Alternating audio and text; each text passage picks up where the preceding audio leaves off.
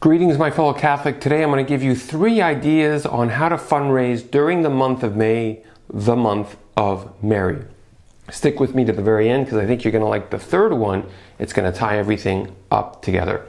Hi, I'm Brice Sokolowski, the founder of CatholicFundraiser.net, a website and apostolate that is completely dedicated to helping Catholics just like you with their fundraising. So whether you're starting out or you're well on your way, if you're looking for fresh ideas that work in today's digital age and how to connect with people, especially with all of the different changes we've had over the past year, you're in the right spot. So before we dive into the month of May ideas that I have for you, I also want to make sure that you download my gift to you, the 10 Commandments to Catholic Fundraising.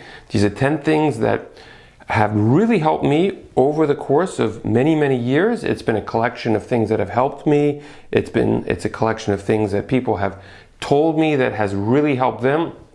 So I put all of these things together, synthesize them into 10 things that I think every Catholic should be doing if they are fundraising or they want to fundraise, or just double check that they are fundraising properly in the context of their Catholic faith. So make sure that you click the link below. My gift to you, absolutely for free. Okay, the month of May. What to do with your fundraising. That's the topic today, and I've got 3 recommendations for you, and here they are. Number 1, first and foremost, don't sit around and wait until the very end of the year to fundraise. Most Catholic apostolates, obviously we have entered through Lent, we've passed through Lent, we're in the Easter season, and a lot of Catholic apostolates kind of pause and say, well, we don't want to do donor fatigue, we don't want to bother anybody, we've got other things to do, so let's just worry about this stuff later. My recommendation is don't take that route. If you're looking for ideas on fundraising, jump over to CatholicFundraiser.net. There's tons and tons of ideas and things that you can do. There's probably some follow-up from your past campaigns that you still need to complete. But whatever you do in the month of May is don't just say, hey, this is not a fundraising month. It is a fundraising month. There's always plenty to do. I'm sure there are a few things knocking on the back of your head saying, well, I probably should be getting to this, but I haven't yet. So number 1, don't just sit around. Number 2 is, and I'm reading my notes, which will be included on my website, CatholicFundraiser.net. Everything is there. As we get back to a sense of normalcy, is when you start meeting people again, invite them to stay connected.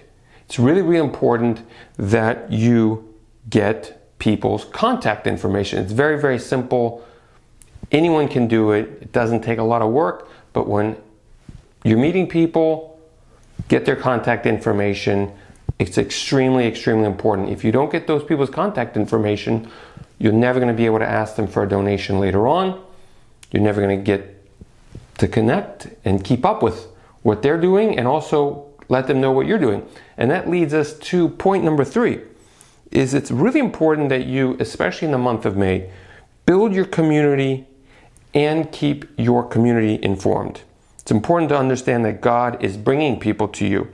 People, and this is a tough one for people to understand for Catholic apostolates, is people are more important than donations. And I know I'm the fundraiser telling you this, but that is the actual fact. People are much more important than money because, well, donations come from people. A lot of things come from people. Opening doors being opened come from people. So you've got to understand this concept of building a community. I always see apostolates lamenting that they don't have enough money. It's always, maybe you've said it, we don't have enough donations. Well, that's likely because, and usually this happens when I'm doing some digging around of what's happening, why there's not that much, there's a lack of donations, is more than likely that apostolate is not keeping up with the people that God sends them to stay informed. So this goes back to the point number 2, is God doesn't necessarily send you a lot of money, but He is sending you people to stay connected with, and that's where you've got to do your part. God is bringing people, and you've got to get these people to be informed. And the question really is, you have to ask yourself, how can people make an informed decision to donate if you do not inform them? It's really, really important. If you want people to donate, they have to understand what they're donating to, where the money's going, how it's going to be used. And you can do a lot of this stuff by staying connected with people and just letting them know basic information about your apostolate over the coming months. So hopefully this video has been helpful. Share this with an apostolate that you think would find it beneficial. If you need help, just jump over to catholicfundraiser.net. There's a little section to say, hey, let's get in touch. I'd be happy to help. God love you, and speak to you soon. Bye-bye.